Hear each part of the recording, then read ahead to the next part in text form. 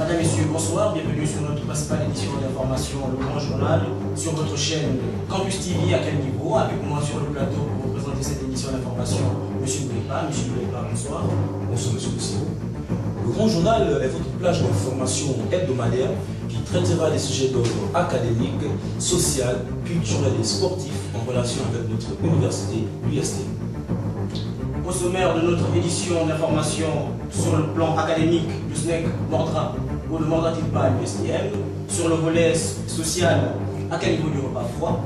Sur le plan culturel, on s'est donné le droit de faire le portrait de la présidente, une présidente de mutuelle. Et sur le volet sport, le chef de service sport nous en dira quelques mots ici, sur le plateau. Sur le volet académique, en ce qui est du SNEC, mordra ou ne mordra-t-il pas à l'USTM, M. Boulepa?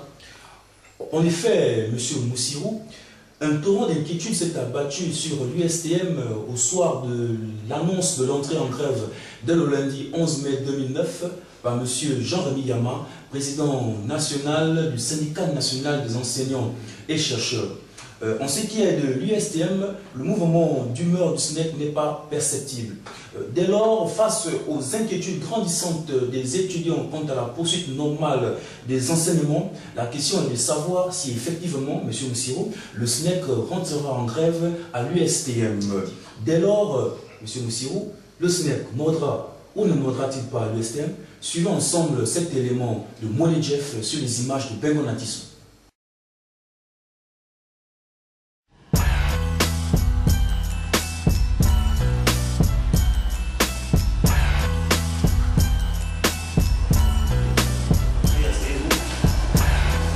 Et nous écoute.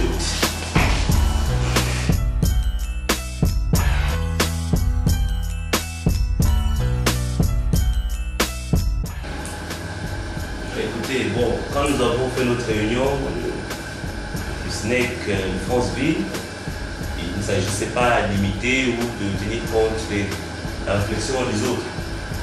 En fait, le problème c'est que ces réunions se sont passées au même moment, l'Assemblée générale Franceville et la générale de Libreville. Et il fallait débattre, donner une décision, prendre une décision par rapport à notre conduite. Quand on fait des choses comme ça, la probabilité que les deux assemblées générales donnent exactement le même avis n'est pas tout à fait de 1. Donc, vous voyez, et c'est ce qui s'est passé. Voilà. Nous avons débattu, nous avons pensé à Franceville, que nous sommes dans des conditions de travail difficiles, les conditions salariales ne sont pas magnifiques non plus, mais bon, il fallait quand même que nous continuions à négocier avec le gouvernement et d'attendre la fin de ce mois pour étudier les avancées qui ont lieu. Tandis qu'à l'UOB, ils ont considéré aussi les mêmes aspects, l'UOB et l'US à Libreville, et puis ils se sont dit, trop c'est trop, ça fait trop longtemps que nous attendons, ça fait trop longtemps qu'on discute, sans qu'il y ait la moindre proposition significative au niveau du gouvernement. Et donc, eux, ils ont décidé d'entrer en grève immédiatement. Donc, c'est sorti de nos différentes assemblées générales que nous avons pris la décision de l'une et de l'autre.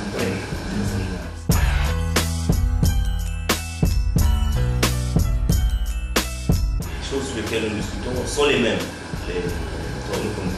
Ce sont les conditions salariales, ce sont les modalités, les conditions de travail. Voilà les choses sur lesquelles nous discutons. Mais nous ne sommes pas du tout en contradiction. Étant donné que nous sommes tous d'accord, toutes les universités sont d'accord qu'il y a des problèmes. Nous avons soumis les mêmes problèmes au gouvernement. C'est lorsqu'ils ont des réunions, ils appellent les enseignants du SNEC national pour discuter. Et il se trouve que malheureusement, là, les décisions, l'entrée en grève ou pas, ça ne s'est pas décidé exactement au même moment. Mais je ne crois pas que ce soit vraiment un déphasage ou quelque chose comme ça puisque de toute façon nous avons dit que nous attendons la fin du mois n'est pas très loin pour voir ce qui sera passé à Libreville. Bon, Libreville, on va dire que c'est peut-être le plus gros objectif des universités quand même, en termes d'enseignants-chercheurs. Ils sont en grève. Je pense que c'est largement suffisant aussi pour faire entendre au gouvernement que les enseignants-chercheurs ne sont pas satisfaits de ce qui se passe. C'est largement suffisant. La petite USTM, si elle n'est pas en grève, je ne crois pas que ce soit très grave pour le SNEC. Mais nous, l'USTM, on se réserve aussi le droit de juger des avancées à la fin de ce mois.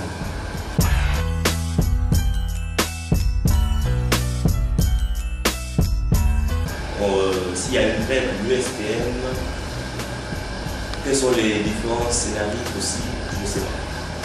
Je ne sais pas.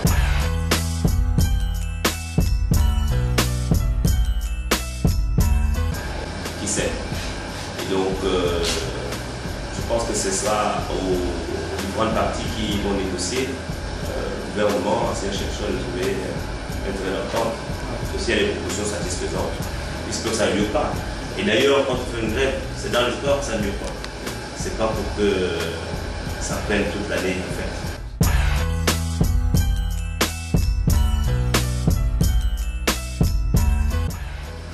Je ne sais pas du tout où ça va nous mener. En tout cas, ça se passe pas à l'USTM. Ça se passe déjà à l'ICOP. Il y a des universités qui sont en grève, pas à l'USTM. Il y a un gouvernement qui s'occupe de la situation. Et je pense que d'ici quelques semaines, ils vont trouver des solutions. Et nous, nous serons informés et voilà. Merci, monsieur.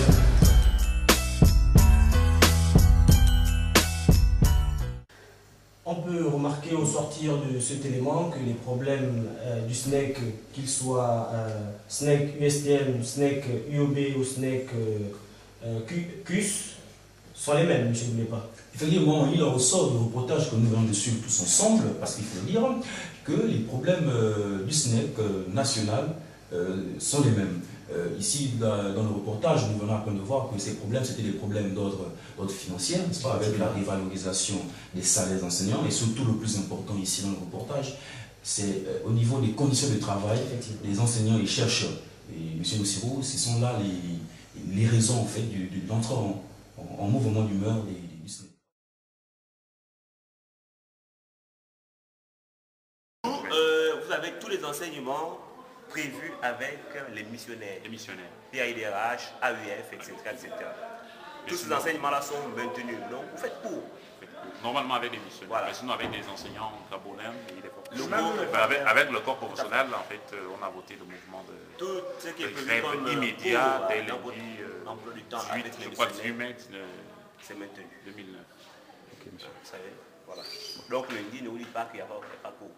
Ceux qui n'ont pas d'enseignants qui viennent de l'extérieur par rapport à l'USTM, il n'y a pas cours. Mais ceux qui ont des enseignants qui viennent de l'extérieur, ils ont cours. Voilà, c'est comme ça. Toujours dans notre volet académique, et eux, bien heureusement, n'auront pas le malheur de connaître ou pas la grève à l'USTM. Nous sommes allés du côté de la gare de Franceville, faire un dernier au revoir à nos amis finissants du côté de l'école polytechnique, M. Boulépa. Oui, et effectivement, M. Moussirou, cela devient presque une tradition, une coutume, qu'ici, dans notre université, à partir d'une certaine période, on assiste à, on va appeler ça un lessivage, un lessivage de nos étudiants qui s'en vont faire des stages, et ce sont des étudiants qu'on appelle communément des finissants simplement parce qu'ils finissent, comme le nom le dit, ils terminent leur formation et ils vont approfondir leur formation avec des stages qui vont leur permettre d'avoir, au-delà de la théorie reçue en cours, avoir des connaissances pratiques sur, n'est-ce pas, sur le terrain. Effectivement, nous allons alors regarder cet élément de M. Moussirou sur les images de ACDB.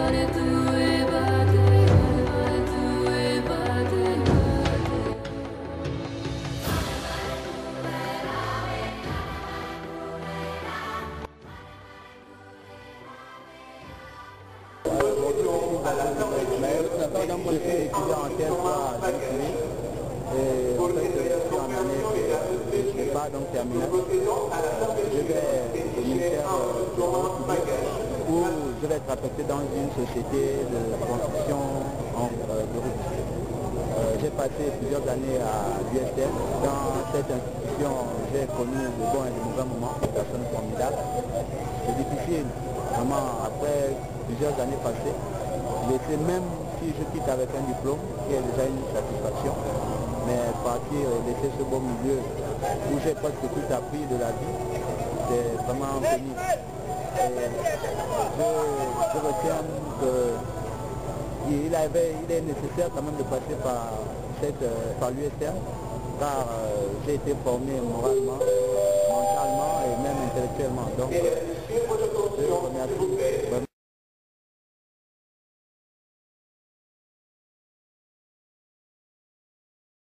Pas de finissant fait allusion à ceux qui sont en fin de cycle. On a deux types de finissants. On a des finissants qui sont au cycle ingénieur, c'est-à-dire qu'en 5e année ingénieur. Nous avons les finissants du cycle TS qui sont en 3e année. On les appelle finissants parce qu'ils partent et finalement ils vont en stage. Après dans leur cursus scolaire, leur cursus académique, on a instauré ce qu'on appelle des périodes de stage. Et ces périodes de stage leur permettront de pouvoir rallier aux connaissances qu'ils ont acquis durant les heures de cours, des connaissances purement professionnelles. Donc certainement ils reviendront en juillet pour pouvoir prendre leurs affaires. Et on a ce qu'on appelle maintenant cette année, dans le cadre du LMD, une nouvelle filière, excusez-moi, une nouvelle filière qu'on a nommée le DUT. Le DUT, ils auront 2 années. C'est-à-dire qu'au lieu de former des techniciens en 3 ans, cette année avec le système LMD, on les formera en 2 ans. Maintenant, dans notre jargon baïste, on les appelle les terminants et non les finissants. C'est juste un jeu de mots. Mais eux aussi, ils auront, après l'obtention de leur diplôme de DUT, ils auront la possibilité d'entrer dans ce qu'on appelle une licence professionnelle, une licence professionnelle qui sera un peu comparable à une 3e année ingénieur. Après la licence professionnelle, ils pourront aller ce qu'on appelle en master professionnel pour devenir plus tard peut-être ingénieur. Pour m'avoir regardé depuis longtemps, et je suis sorti de là tout seul avec un diplôme. Je remercie aussi tous mes amis, car j'ai beaucoup d'amis là-bas. Et j'espère que l'ambiance, le social, c'est quelque chose qui est excitant à Chibago.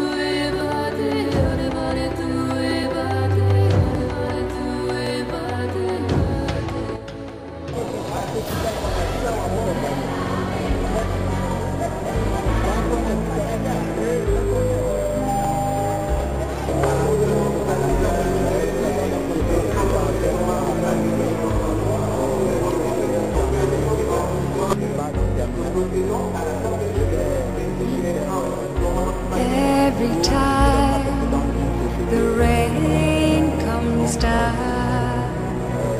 close my eyes and listen.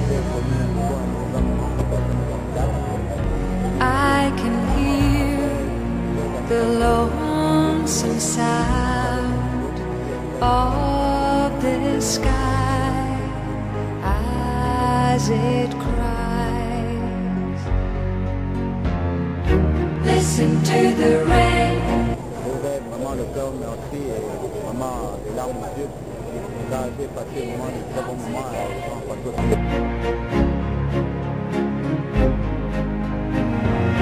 Hear it in the rain. N'est-ce pas, au sortir de cet élément, que comme d'habitude, les au revoir laissent couler quelques larmes, monsieur Boulépa? Oui, monsieur Moussirou, les images que nous venons de voir sont assez parlantes.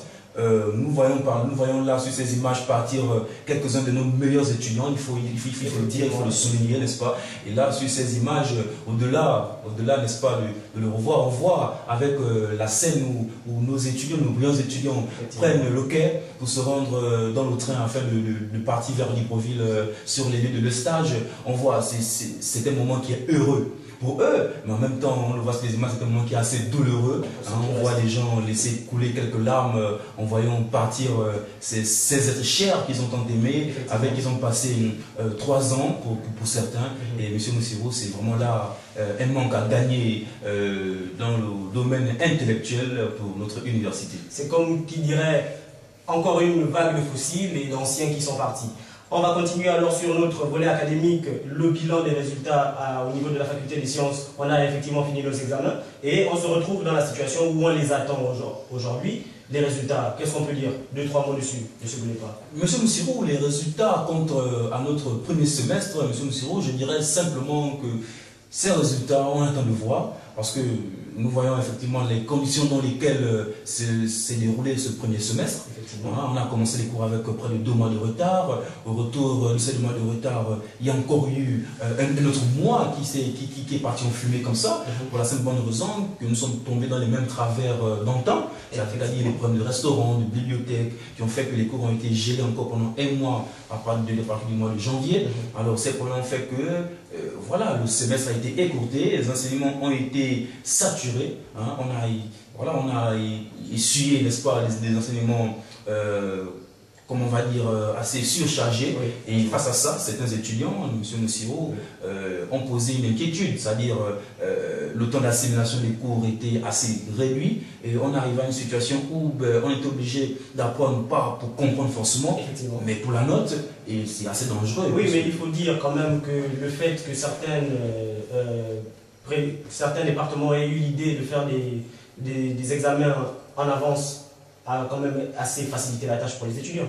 Oui, de ce qui ressort des sondages, ça a facilité dans un certain sens, puisque il était prévu qu'en le faisant très tôt, ça nous donnait à nous l'opportunité, n'est-ce pas, de refaire une deuxième session qui était déjà hypothéquée en griffe, puisque voilà, par rapport à tout ce qu'on vient de citer.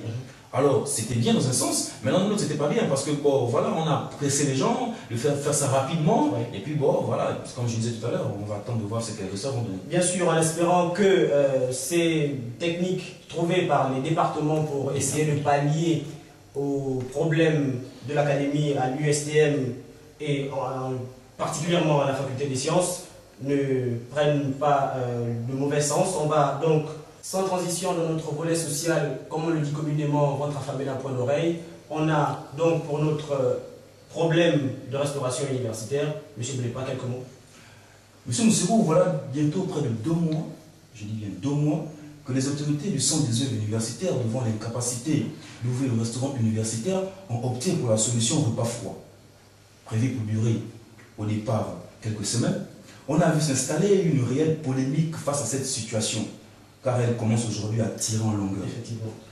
Et se présentant même comme le seul type de repas qu'on devait prendre excusez-moi, par jour. Alors les étudiants face à cette situation ne comprennent pas la position de nos autorités. Pour comprendre alors l'impact de ce repas froid qui se résume en général un jour à un pain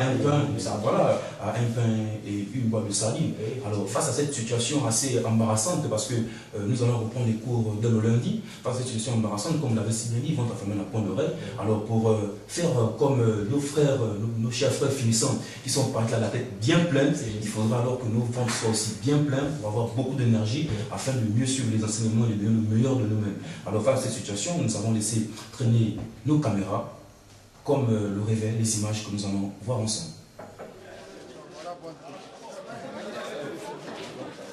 Tu m'arrêtes ça, c'est quoi ça? Faut pas être sérieux.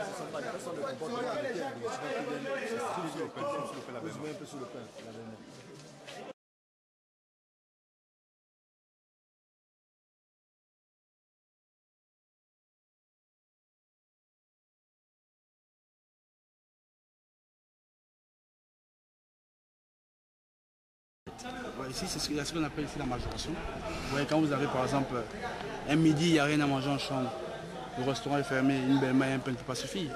Il y en a qui ont des femmes, des enfants à nourrir. Donc je voulais qu'est-ce qu'on fait? On profite au moins de cela, avec des connaissances qu'on a, de prendre 1, 2, 3, voire 4 tickets, parce que certains sont mis dans le sac, afin de pouvoir un peu combler ce vide-là qu'on en a. Est-ce que vous ne pensez pas que vous pénalisez certains étudiants en prenant plusieurs tickets comme ça? On peut le dire ainsi, mais on ne voit pas le mot pénaliser dans ce sens. C'est-à-dire qu'on ne pénalise pas vraiment ces gens parce qu'il y a assez de tickets pour tout le monde. Il y en a qui viennent après, par exemple. Si on dit midi, ils viennent à midi 45. Mais attends, monsieur, c'est la concurrence là, finalement.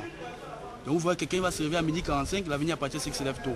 Moi j'arrive à midi, j'ai la possibilité de prendre 15 tickets, mais je prends 15 tickets. Je ne pense pas que demain il arrivera à midi, il fera la même chose, il prendra 16. Donc c'est pas vraiment gênant.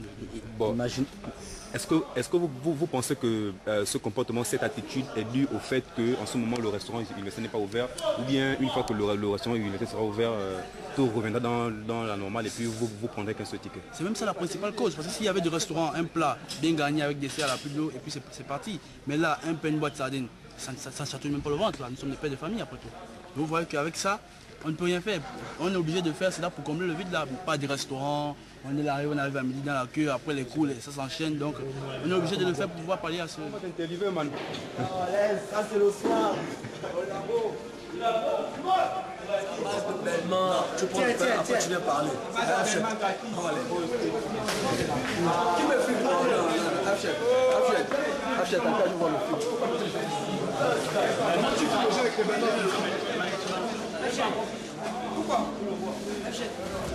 Il est en terre de l'adresse de Dieu, il est sans rebelle.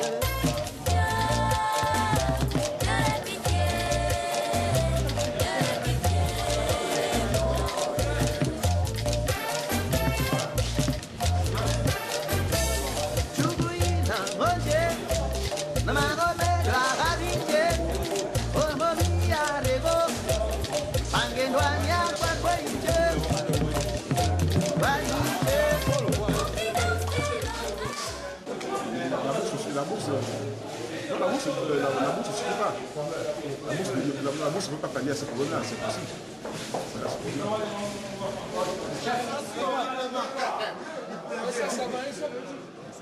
Bon, et le repas froid, comment tu conçois ça? Ah, si ça impose. On ne met le repas pas, le repas froid, c'est foutu. Il y a pas mal. Non, les gars, il faut qu'il change ça, c'est vrai, sérieusement, c'est pas possible. Ensuite, la déraille. Oui. Bon, Pépère, hein. Pépère. Celui-là.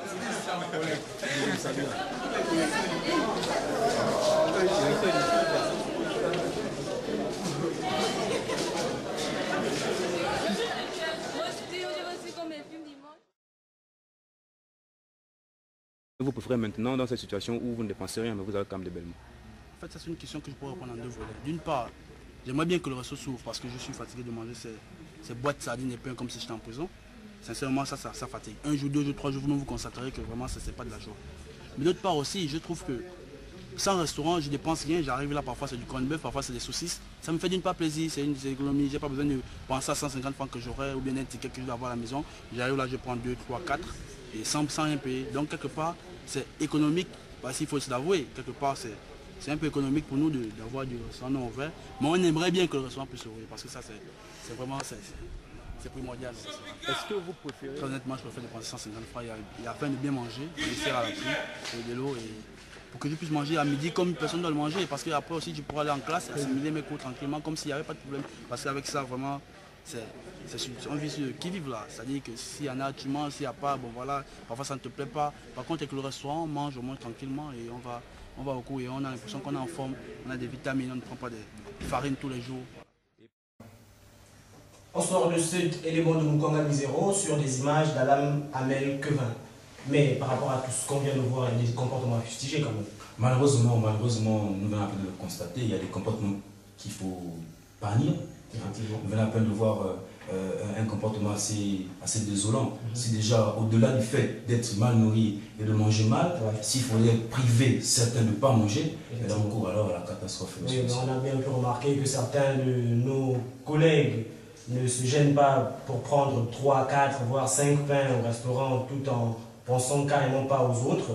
C'est des choses qu'on ne devra plus voir ici. Justement, M. Moussirou, j'ai aussi l'occasion de rappeler que ces comportements devaient être bannis, hein, n'est-ce pas, pour permettre, dans un élan de solidarité, s'il faut le dire, permettre à tout le monde de pouvoir avoir au moins son pain et sa veine. Effectivement. Sans transition sur notre volet social, chose tellement paradoxale qu'il faut en parler. On ne mange pas comme il faut à l'USTM et pourtant nos poubelles se remplissent, M. Boulepa. Pour un étranger à notre chère université, campus, ceux qui arrivent ici, ben, il se dira, ben, ces enfants, écoutez, tous les jours on les voit à la télé, ils se plaignent, ils ont faim, etc., etc. Mais leurs poubelles sont toujours pleines. Alors on penserait comme ça que nos poubelles sont pleines parce que nous mangeons bien, parce que nos congélateurs sont garnis, nos réfrigérateurs sont remplis. Malheureusement, ce n'est pas le cas. Cette situation est juste due au fait qu'on accuse, n'est-ce pas, un retard dans la récolte, n'est-ce pas, de nos détritus, hein, de nos déchets ménagers. Le service de nettoyage chargé de le faire, nous le fait plus régulièrement. Malheureusement, on ne sait pas à quoi c'est dû. C'est justement ce qu'on constate, M. Moussirou. On va alors regarder cet élément et on se retrouve juste après. Nous avons pu constater il y a quelques temps de cela les travaux que mènent habituellement les agents du centre des œuvres universitaires, à savoir le coût, quant à la salubrité au sein du campus par des actes de désherbage et de collecte des ordures ménagères. À cela s'était également ajouté l'action de la jeunesse estudiantine chrétienne, la GEC, qui a posé un acte concret allant dans la même lancée pour notre bien-être à tous, en se focalisant très précisément aux espaces verts environnant les pavillons, rendant par la suite notre campus universitaire un peu plus propre. Quelque temps après ce dernier geste humanitaire, qu'en est-il exactement de la situation actuelle? Comme on l'a tous bien remarqué, le campus est vraiment, on va dire, dégueulasse. C'est très sale. Mon opinion, c'est que le campus n'est pas totalement sale, même s'il est sale. En tout cas, c'est acceptable, sauf qu'il y a des petits manquements. Et puis... Notre campus est sale du côté des H et des G. Maintenant, avec la crise, les ordures sont abondent un peu partout. On va dire que le campus est sale en ce moment. On ne peut pas dire qu'il y a la propreté dans le campus. C'est moyen, c'est un peu ça, mais... Ici, bon, nous sommes apparemment tous indignés compte tenu de l'état d'insalubrité dans lequel nous vivons dans le campus. Pour ce qui est de la part du service de cohabilité à la collecte de ces ordures, nous constatons avec regret qu'il ne le fait plus depuis lors et que la fréquence de collecte demeure encore grande en raison de tous les 3 jours. Et même là, sachant que la population estudiantine s'accroît chaque année, le mieux serait que cette fréquence hebdomadaire se voie réduite, car en se décomposant, ces ordures dégagent des odeurs nauséabondes et avec le temps peuvent être à l'origine de diverses maladies pouvant se manifester à court terme ou à long terme. D'abord, entre autres, il faut déjà parler des services qui entrent très souvent pour nous débarrasser de ces ordures. On a remarqué que ça fait maintenant pratiquement près de 2 semaines que ce service-là n'est plus passé, donc ce qui fait que nous sommes encombrés d'ordures. Pour d'autres, la plus grande part revient aux étudiants qui s'illustrent négativement en posant des gestes malsains. Le comportement de tout un chacun est vraiment laisse à désirer en fait, hein, parce que on ne peut pas seulement mettre tout sur l'administration, le service nettoyage du campus, mais on doit aussi se poser des questions sur nous-mêmes parce que quand on voit au niveau des logements, il y a plein de déchets en fait. Ça veut dire que c'est nous-mêmes qui les mettons. Donc, sincèrement, s'il est sale, c'est vraiment de notre faute. Hein. Parce qu'on sait quand même, on fait des sciences et nous sommes conscients que jeter les ordures du haut de notre balcon, on va engendrer une poubelle en bas. C'est des comportements, je dirais, archaïques, du moins médiévaux, dans le sens où nous-mêmes nous contribuons à l'insalubrité du monde dans lequel nous vivons. Il y a aussi les personnes qui sont perchées, qui se mettent à balancer à chaque fois les ordures vers leurs fenêtres.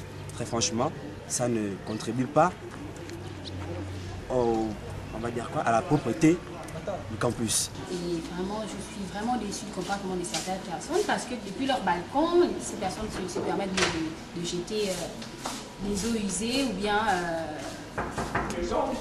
des ordures.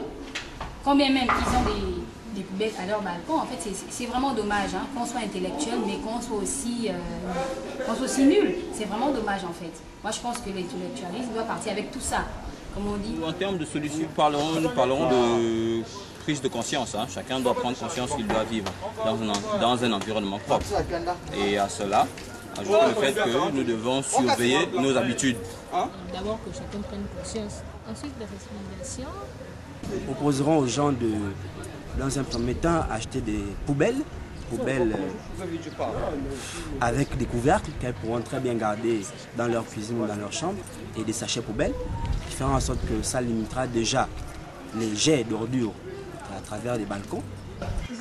Ce qui ferait mieux, c'est essayer de les sensibiliser, on ne peut pas changer quelqu'un du jour au lendemain, mais si en allant les sensibiliser, on réussit à faire quelque chose, ce serait une bonne initiative.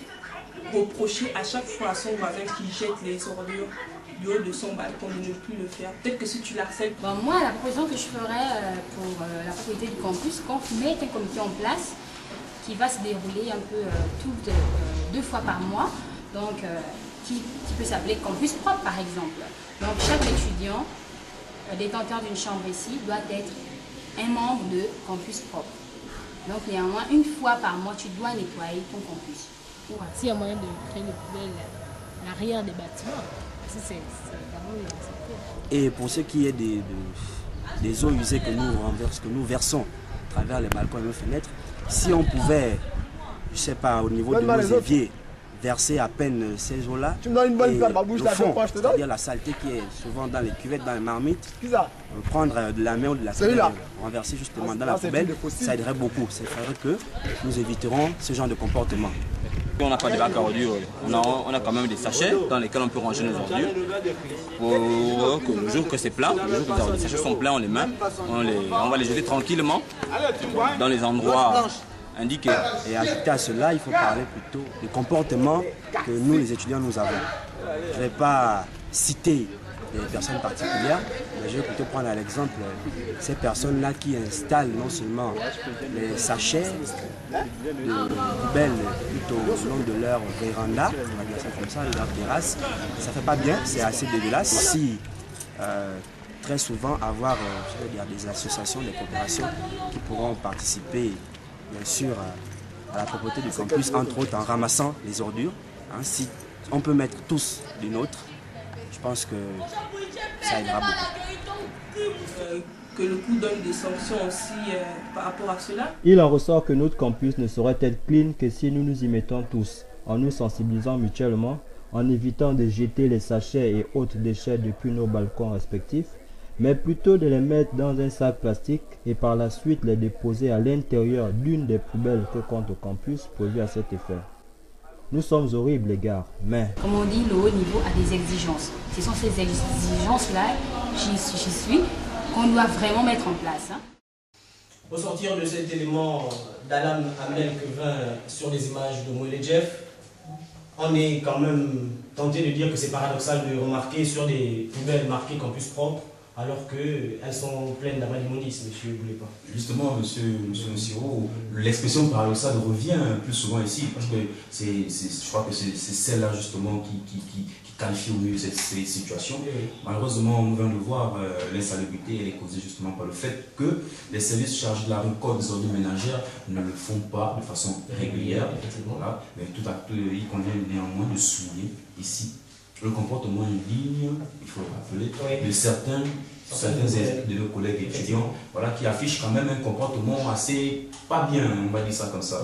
Parce que lorsque quelqu'un, du haut de son balcon, hein, il prend ses ordures ménagères, ses eaux usées, qu'il les déverse comme ça par-dessus son balcon, et ces eaux vont tomber hein, à même le sol, et là, justement, ces eaux vont causer des phénomènes d'insalubrité. Effectivement, mais est-ce que par rapport à ce point, on ne serait pas encore tenté de taper du poing sur la table et dire aux autorités chargées de curer les caniveaux et de nettoyer tout ce qu'il y a à nettoyer, qu'ils devraient le faire assez régulièrement, parce que si un étudiant a ses canalisations bouchées, il ne va pas les garder ses eaux dans la chambre. Bah, oui, tout à fait. Disons que les torts sont partagés. Les torts sont partagés, peut-être pas dans les mêmes proportions, mais les torts sont quand même assez partagés, parce que je ne pense pas que depuis 8-6, que le réseau, nos réseaux de canalisation de nos eaux, de tuyauterie et tout ont été révisés. Ça, je ne pense pas. C'est ce qui cause parfois que notre réseau de tuyauterie soit bouché. Hein, et puis, bon, quand c'est bouché comme ça, parfois quelqu'un a du mal à descendre du bureau de son palier, alors on va vers ses anges, donc il déverse comme ça. C'est pas pour l'excuser, mais juste pour dire que c'est une des conséquences du fait que le réseau de tuyauterie soit bouché. Mais comme je l'ai dit tantôt, les torts sont partagés. Nous, de notre côté, pour qu'on soit irréprochable, il faudrait qu'on fasse des choses dans les normes pour que l'on puisse enfin mettre tous les torts sur les gens chargés de récolter ces ordures ménagères. Ok, on va donc demander à nos collègues étudiants de prendre sur eux, de nettoyer comme il faut et fermer notre volet social pour entrer dans notre volet culturel sans transition. Rien à voir avec ce qui précède, on va donc entrer de plein fouet dans notre volet culturel où la femme est à l'honneur. Sciences et beauté, monsieur Boulépa. Effectivement, il n'y a pas très longtemps, nous avons assisté à l'élection de Miss et Mister Campus. Pour ceux qui ne le savent pas, c'est l'élection de la plus belle femme et du plus beau mec de notre université. En fait, il faut dire qu'ici, la thématique sciences et beauté avait été choisie justement parce que certaines mauvaises langues, on va dire comme ça, ou des rumeurs, je ne sais pas trop, pensaient que les femmes scientifiques étaient mal coiffées. En fait, en général, qu'elles prenaient moins de temps pour s'occuper d'elles, parce que voilà, elles étaient plus occupées occupées par la science, avec les matières scientifiques, ça demandait beaucoup plus de boulot, et que ce boulot-là permettait, faisant en sorte qu'elles ne puissent pas resplendir, n'est-ce pas, de toute leur beauté, de tout leur éclat. Effectivement, nous sommes bien nombreux à avoir regardé dans la salle d'à côté pour chercher nos petites copines. Et puis, tout à fait, monsieur Moussirou. On va donc regarder cet élément de Bengon Atissou et de Kogo Folé à l'Ingérès. On se retrouve juste après. D'après quelques études menées par nos statistiques en 2008, il en ressort que l'avenir des jeunes filles dans l'univers scientifique est d'autant plus croissante que notre forçée exponentielle bien aimée. En effet, une étude sur les 3 dernières années à l'USTM a révélé que pour 213 filles en 2006, dans l'arrivée de 26 nouvelles, on constate l'année suivante une augmentation de 36 filles, soit de 249 en 2007, d'une augmentation de 52 filles en 2008, soit une population féminine de 301 filles. Cela ne cesse de croître en 2009, on enregistre le double de la population en 2006, soit près de 407 filles. Constat encourageant, n'est-ce pas? Nos filles sont désormais décidées à faire des sciences et pourtant, pour nous, il est difficile de concilier beauté et science. Mais qu'est-ce qui motive donc nos filles à se plonger dans le domaine scientifique? À cet effet, à quel niveau s'est rapproché de celle qui incarne la beauté féminine au sein de notre campus universitaire, c'est-à-dire Miss Manga Jessica, Miss Odendo Gladia et Miss Beto Eneli. Alors, quelles motivations vous ont permis d'embrasser le domaine scientifique? Ce qui m'a amené à faire des sciences, c'est d'abord mes compétences scientifiques et ensuite mes objectifs pour ma vie future. Bon, ce qui m'a d'abord amené à faire des sciences, c'est parce que j'aimais beaucoup la médecine. Bon, arrivé ici à Mbaya, j'ai pas eu la possibilité de faire la médecine. Et je me suis un peu intéressée aux nouvelles technologies, voilà pourquoi j'ai lancé dans la science. Ce qui m'a amené à faire des sciences, c'est déjà parce que j'aime la science et j'aime tout ce qui renferme déjà. Et par rapport au métier que j'aimerais faire dans le futur. Très intéressant, n'est-ce pas? Mais pensez-vous réellement que beauté et science soient compatibles? D'après moi, oui. Tout est une question d'organisation, de gérance. Oh mais oui, c'est vrai qu'on peut jumeler beauté et sciences, mais c'est vrai que la plupart des jeunes filles, aujourd'hui, lorsqu'elles sont dans le domaine des sciences, elles s'intéressent vraiment plus aux sciences, elles se négligent. Mais à l'heure actuelle, d'abord la beauté, c'est aussi l'intelligence. Et donc, nous pouvons vraiment jumeler la beauté et la science. Moi, je pense que oui, on peut jumeler beauté et sciences. Déjà, je suis la preuve palpable qu'on peut jumeler beauté et sciences. Je crois que je suis assez jolie déjà et si j'ai pu être sortie deuxième dauphine campus, c'est que je suis jolie. Et sciences, parce que je fais des sciences, et déjà je suis en première année SGI, je suis détenteur d'un bac C, donc un bac C, un bac scientifique. Donc je suis la preuve palpable qu'on peut jumeler beauté et sciences. Ok, on a compris. Mais où trouvez-vous le temps nécessaire pour vous entretenir? Les sciences ne sont pas synonymes de négligence esthétique. Donc pour moi, il faut savoir gérer son temps pour faire la part des choses, c'est-à-dire travailler et s'entretenir. Bon, on a un planning tous les matins ou bien les soirs avant de se coucher. on peut faire un gommage et tout ça, et puis quand on a un peu de temps, c'est vrai que c'est pas tous les jours. Du temps pour m'entretenir, je ne dirais pas que c'est grand. Il y a beaucoup de personnes qui pensent que c'est quelque chose de grand, que ça prend beaucoup de temps. Moi, je ne trouve pas. Le matin, c'est vrai, je me lève très tôt. Je me lève très tôt, le temps de prendre ma douche, le temps d'arranger un peu mes cheveux. Le plus souvent, je fais les tresses pour éviter de les peigner chaque matin. Et ma toilette et un peu tout ça, quoi. Ça devient comme une activité régulière. Donc, c'est pas très compliqué. C'est pas très compliqué. Alors, quel conseil donneriez-vous à vos sœurs dans le même cas? Comme on dit, il y a un temps pour tout, un temps pour se faire belle, un temps pour apprendre et un temps pour... C'est dire, se donner aux sciences ne veut pas dire que non, on va perdre notre beauté. Au contraire, les femmes, une femme est vraiment appréciée lorsqu'elle est très intelligente et tout cela. Et donc, vraiment se dire que si on fait les sciences, on ne sera pas belle, je dis que c'est faux. Et je dirais à celles-là que si elles veulent avancer dans les sciences, qu'elles s'y mettent, mais en même temps qu'elles ne doivent pas oublier qu'elles sont des femmes, qu'elles doivent s'entretenir. Elles doivent juste, comme je le disais plus haut, gérer leur temps pour avoir une tête bien faite et bien pleine. Ok, merci. Donc, Jérôme le temps pour avoir une tête bien faite et bien pleine. Après les Miss, nous dirigeons vers d'autres beautés du campus à qui nous posons les mêmes questions. Quelles sont vos motivations en ce qui concerne le domaine scientifique? Parce que j'aime les sciences. Et j'ai toujours été passionnée par ça, laboratoire. J'ai déjà fait des stages en laboratoire. Et je suis très passionnée. Je trouve que beaucoup de filles sont intéressées par les sciences aussi. Il y a de plus en plus de débouchés aussi, professionnels. Depuis que j'ai commencé mes études secondaires, j'ai toujours rien fait pour la chimie. C'est pour ça que j'ai décidé de faire des études scientifiques. Je suis née avec le désir de faire les sciences. J'ai développé une passion pour les sciences et pour faire la science. L'expérience a montré que de plus en plus les filles s'intéressent aux sciences, puisque dans le campus, on remarque qu'il y a cette année par exemple, les filles sont beaucoup plus nombreuses que les années précédentes.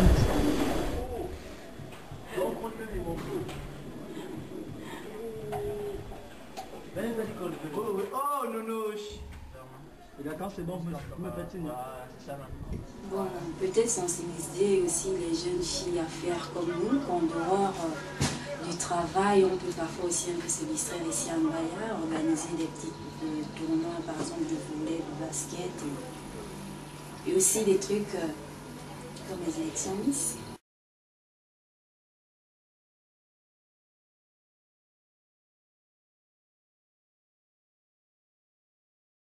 D'abord, sensibiliser les nouvelles à se présenter à l'élection Miss Campus pour qu'elles n'aient pas peur cette année.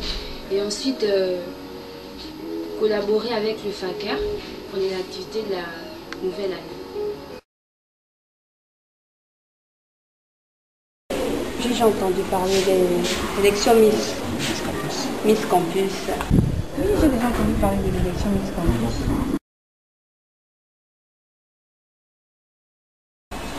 Moi, je trouve que c'est une banalité, ça n'intéresse pas. Et je n'ai jamais pensé m'inscrire une seule fois. Je pense que c'est une très bonne initiative, parce qu'au moins ça permet de faire valoir la beauté des femmes scientifiques.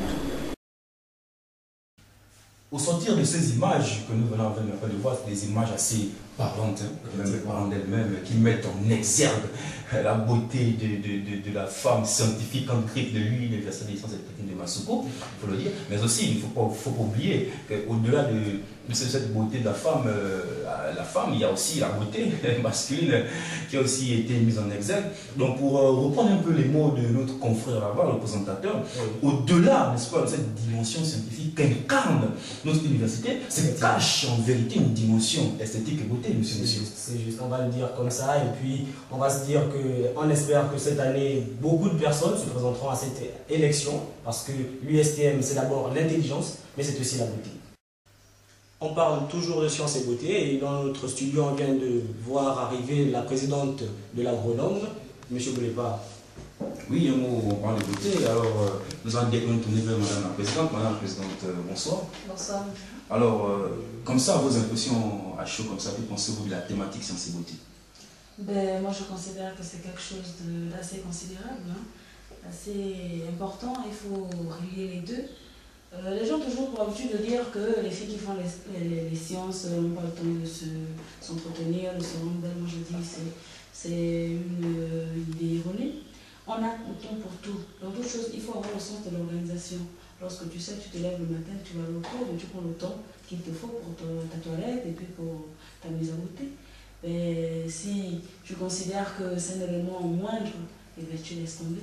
Donc je suis contre cette idée-là, contre cette impression, parce qu'à l'USTM, on trouve beaucoup de belles filles, on a pu le constater tout à l'heure. Oui, madame, et avec votre présence, on le constate encore mieux. Alors, alors ici, c'est l'occasion pour nous rappeler que vous êtes fraîchement élu à la tête de la mutuelle de l'agronome. Et ici, on rappelle aussi que, effectivement, M. Moussiro, c'est la première fois depuis 8-6, comme on dit chez nous couramment, qu'une femme est élue au plus haut rang, on va appeler ça comme ça, d'une mutuelle, à la tête d'une mutuelle. Alors, quelles sont vos impressions par rapport à ce constat? Ben, beaucoup d'acclamations déjà parce que je réalise qu'il y a une compréhension intellectuelle, il y a une considération dans le sens, on exclut un peu les apartés sur lesquels les femmes n'ont pas ce droit-là et tout. Et puis on se met dans le cadre de la considération de l'être, de la considération du travail que l'être peut présenter. Et moi je dis que c'est vrai que c'est une première, on ne doit pas considérer ça comme ça, on doit se dire c'est une femme, on trouve des femmes scientifiques, pourquoi est-ce qu'on ne trouvera pas des femmes présidentes de mutuelles? Donc il n'y a pas à faire de comparaison, parce que lorsqu'on commence à faire des comparaisons, ça veut dire qu'on exclut déjà cette idée-là. Donc accepter ça comme ça, c'est une scientifique, c'est une femme qui se présente, c'est l'être, c'est le travail de la personne, c'est la maturité. Donc il ne faudrait pas faire des différences, considérer le travail de la personne qui est devant elle. Effectivement, vous êtes jeune, vous êtes belle, vous êtes scientifique, vous êtes étudiante en 3e année, cycle ingénieur, à l'Institut national supérieur d'agronomie et de biotechnologie. Pourquoi avoir voulu prendre cette tête de mutuelle? Quelles sont les motivations justement qui vous ont poussé à vouloir, on va dire, briguer un même mandat à la tête d'une mutuelle? Je considère qu'un être normalement constitué est censé être doté de plusieurs ambitions. Et lorsqu'on sait qu'on a déjà dans le cadre universitaire, on doit se dire on est appelé à gérer les personnes. Donc il a été important pour moi de me mettre à cette tête parce que je me suis dit que ce serait une expérience à vivre et ce serait une maturité à acquérir. Donc il y a déjà cette curiosité-là de connaître, de savoir ce que vivent les autres lorsqu'ils sont à cette place-là. Et puis le défi de se dire pourquoi est-ce que nous, les femmes aussi, on ne pourrait pas être là pour essayer de montrer ce qu'on a en nous. Déjà qu'on considère que nous sommes le socle de la société. Tout à fait, tout à fait. Ah, il faut aussi rappeler que, n'est-ce pas, sans les femmes, je ne pense pas que nous sommes... Ok, d'accord. Et qu'en est-il des hommes, de façon générale, les hommes avec l'équipe H, bien sûr, quant à leur regard, est-ce qu'ils ne sont pas machos, être, on va dire ça comme ça, dirigés par une femme, c'est une femme qui a la tête, nous sommes en dessous. Est-ce qu'il n'y a pas un peu de signe de machisme chez les hommes? De façon particulière, au sein de l'Institut, à l'INSAB, il n'y a pas eu de réaction de ce genre, parce que déjà, j'ai eu, dans tout ce qu'on a eu comme élection, j'ai eu un pourcentage assez élevé, 93,33. Ça montre déjà qu'il y a eu une acceptation, il y a eu une considération dans la chose. Mais de façon générale, en termes d'étudiants au sein de l'université, je dirais que l'idée n'est pas toujours perçue comme tout le monde. Il y en a qui ont des ressentiments, mais de façon globale, les étudiants sont assez d'accord là-dessus. Ok, d'accord. Donc c'est à croire que le machisme des hommes est en train de perdre sa puissance, et puis c'est tant mieux. Hein. Alors, cette fois-ci, vous êtes élu fraîchement, un nouveau bureau, un nouveau départ, vos ambitions, vos projets avec votre nouvelle nature. Les projets sont axés essentiellement sur des points qui entrent dans notre programme d'action. Et ce programme d'action se repartit en trois éléments principalement. On a le domaine de l'académie, on a le domaine de l'agronomie et on a le domaine du socioculturel. En 2-3 mots, nous avons dans le socioculturel à organiser la journée de porte ouverte. Dans l'agronomie, on a la mise en place de la culture apicole, l'élevage des abeilles pour la production du miel. Et dans l'académie, on a la mise en place d'un blog. Ok, d'accord. Alors, nous espérons recevoir Madame la Présidente ici une prochaine fois pour mieux nous détailler, n'est-ce pas, son plan d'action. Et sur ce, on va quand même dire quels mots vous allez transmettre à toutes ces étudiantes-là qui se disent femmes et pas à la hauteur pour ce genre de choses. Et tout simplement dire que nous sommes femmes, nous sommes au début de toute construction et nous devons considérer la valeur qui est en nous, la faire face et puis montrer à tous ceux-là qui nous regardent que nous pouvons faire ce qu'ils pensent qu'on ne peut pas faire. Nous allons remercier Madame la Présidente d'avoir bien voulu accepter notre invitation en espérant qu'elle viendra encore assez souvent nous parler de ces activités. Madame la Présidente, merci. C'est moi qui vous remercie. On sort de notre volet culturel et on entre de plein fouet dans notre volet sport. Et maintenant, on va... Oui, une information de dernière minute. Malheureusement, nous voulions recevoir M. Kossi Ditsuga Alain Franck, qui malheureusement, pour des raisons indépendantes de sa volonté, ne peut pas être là. M. Moussirou, nous allons donc continuer notre actualité sportive en recevant monsieur. Effectivement, on va donc recevoir notre rédacteur en chef sport de Campus TV. On vient de recevoir sur notre studio le rédacteur en chef du service sport, monsieur Tsamba Alans, qui va nous parler de quelques mots de sport. Monsieur Tsamba Alans, bonsoir. Bonsoir, chers confrères. Alors, quelles sont les informations sportives en rapport avec notre belle université? Merci, chers confrères. Alors, il faut rappeler que le sport a atteint sa vitesse de croisière au sein du campus universitaire. Tout ceci pour rappeler que dans les jours à venir, nous allons vivre les moments palpitants, chargés d'émotions également sur le cadre sportif, avec l'organisation bien entendu de l'Interpav qui va avoir lieu au mois de juin. La sortie prochaine, dimanche prochain de l'équipe de handball de l'USTM et l'organisation du cross campus dénommé Campus Olatano. Effectivement, en parlant de campus Olatano, comme vous dites, le cross campus organisé par l'organisation des étudiants originaires de Port-Gentil, effectivement, il ne nous a pas été possible d'avoir le président de l'Olatano ici avec nous, monsieur le rédacteur. Qu'est-ce qu'on peut dire par rapport au cross Olatano en ce moment? Le cross Olatano, c'est une compétition qui est à sa deuxième édition. Il faut retenir quand même que c'est une compétition qui fait du bien au sein du campus. Hein, ça fait énormément du bien parce que ça apporte du mouvement, ça apporte de l'ambiance dans le campus. Effectivement. Par rapport, je voulais revenir un peu sur la sortie de l'équipe de handball de notre université. Justement, monsieur le chargé de la rédaction du service sport, pourquoi vous couper? Dans le campus, en ce moment, quand on parle un peu de sport, les gens sont un peu désintéressés parce que bon, on voit un peu notre équipe de football, vous qui la connaissez si bien, avec des performances pas souvent assez honorables. Bon, on sait qu'il y a du handball, vous qui les suivez, je le rappelle, au quotidien, qui êtes souvent avec eux, est-ce qu'on peut attendre de cette équipe un exploit à moyen? Bon, je pense qu'on n'a pas de souci à se faire à ce niveau parce que nous avons des enfants vraiment expérimentés dans ce domaine. Les handballeurs nous font vraiment plaisir parce que je vous rappelle qu'ils sont champions de Botogoué. Donc, en tout cas, ils pratiquent du bon jeu, ils ont un bon jeu avec des bons encadreurs. Donc, on n'a pas de souci à se faire sur ce plan-là. Et en tout cas, ils assurent. Ok, alors, un petit mot de fin par rapport à l'activité sportive, monsieur le rédacteur.